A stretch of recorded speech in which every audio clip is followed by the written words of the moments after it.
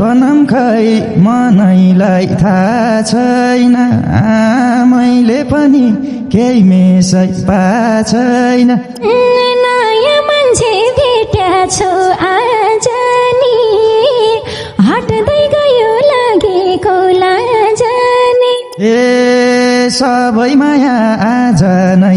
देखाम भो लाज माने त मायामा के काम भो ए आइन पहिला आफैले जानेर हुन्न रहेछ सधैँ लाज मानेर ए